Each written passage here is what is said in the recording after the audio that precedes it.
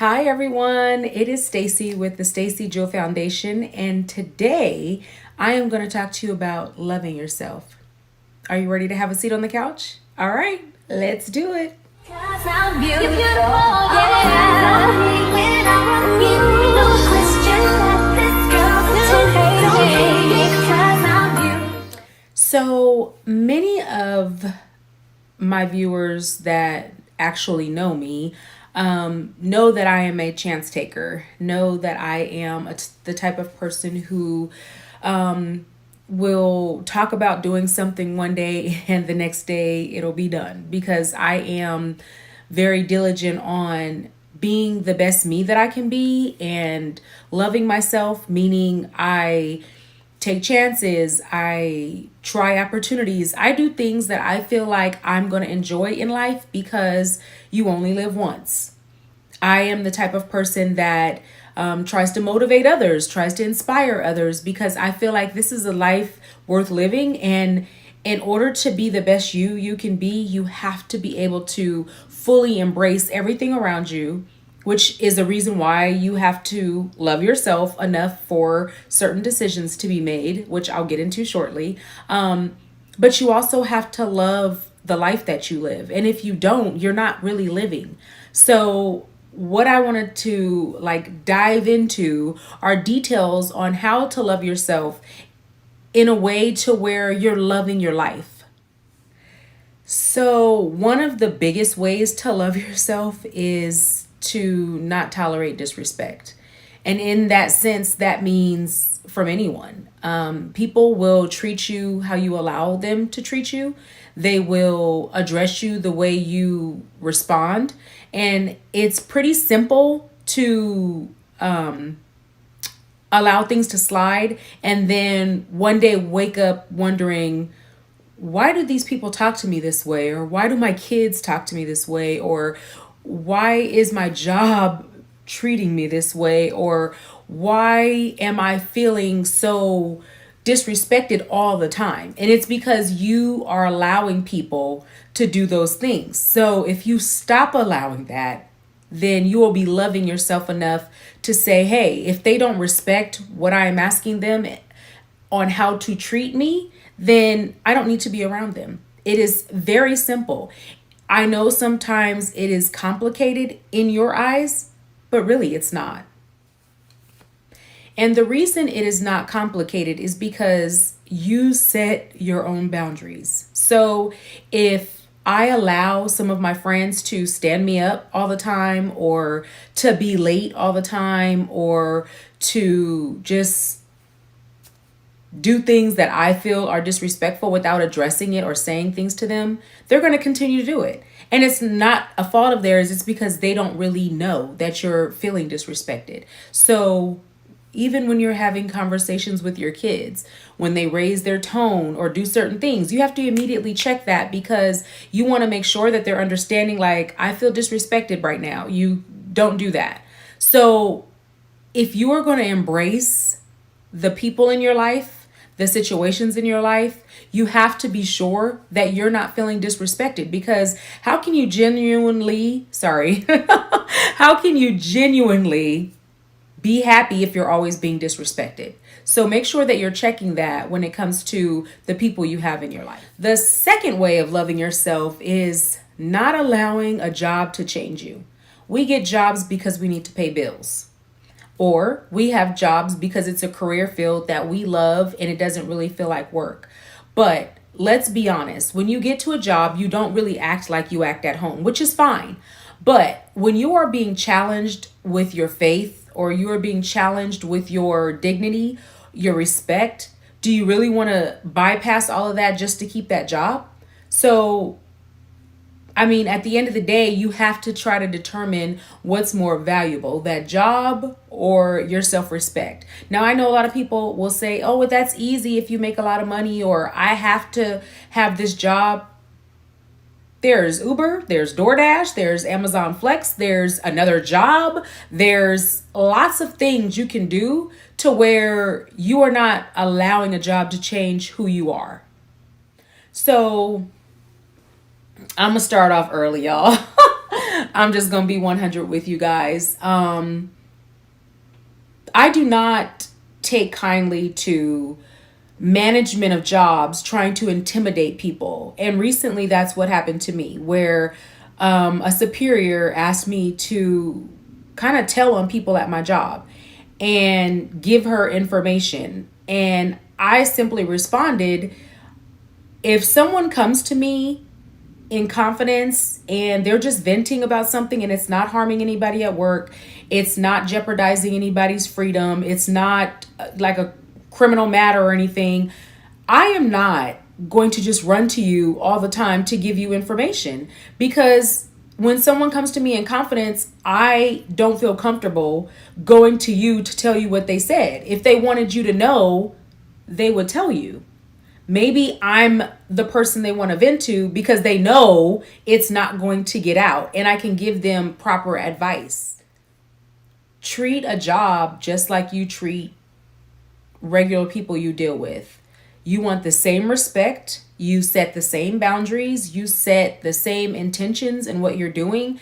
Do not let a superior turn you into somebody you're not because you want to keep a job. That is not a respectable way of living, and you're not loving yourself by doing that. You are ultimately destroying your character and who you are based off of finances. And I know it's easy to say because some of us feel like we have to do this song and dance at work just to maintain our positions, but you can always do your position with respect and dignity. So one of the next ones is not allowing your friends to change you. And I'm sorry about my voice, you guys, because I keep wanting to cough and I'm trying to like hold it in. So I apologize in advance. But another one is you do not want to allow your friends to change you. If you are genuinely friends, you guys will be able to do things together that you enjoy without feeling like you're sacrificing yourself or your dignity, your respect, your boundaries, your lifestyle.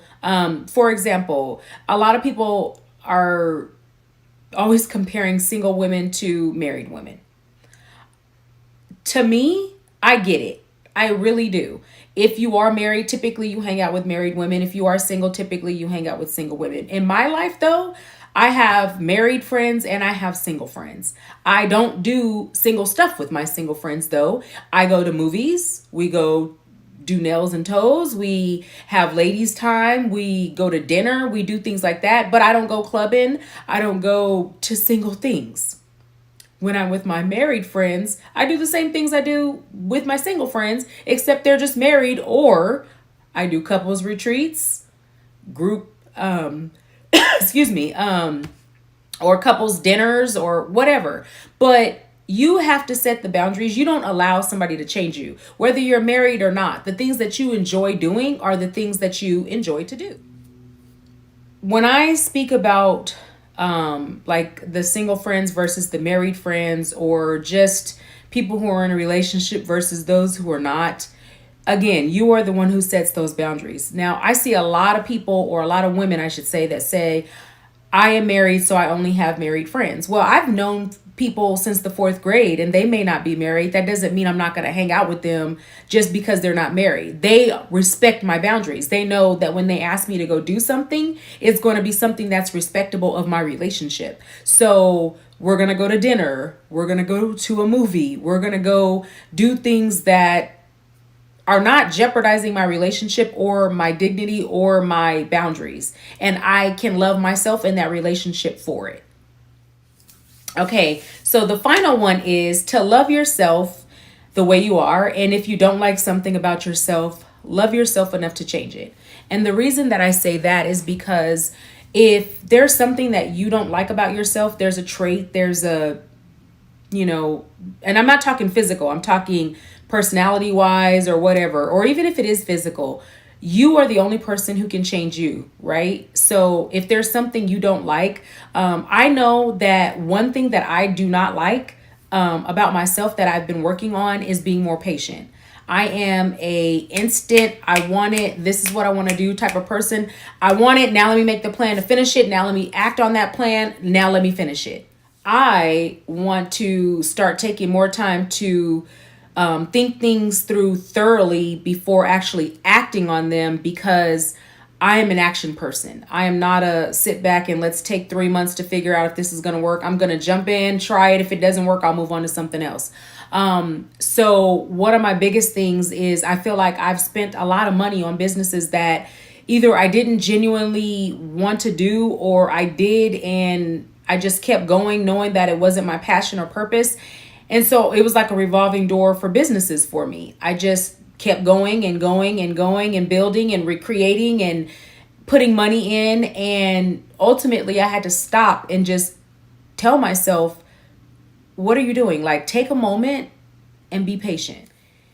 In doing that, I start to learn more about myself. I start loving the choices that I'm giving myself and loving myself more, which also allowed me to determine who I wanted around me, who I wanted to spend time with, the things I wanted to do when I was spending time alone or with myself.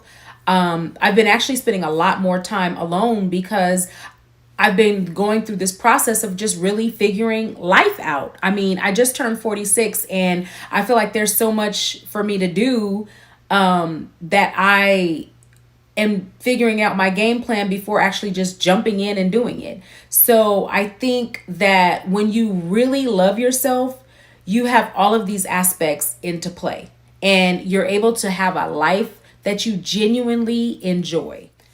I feel like people are so brainwashed on the white picket fence.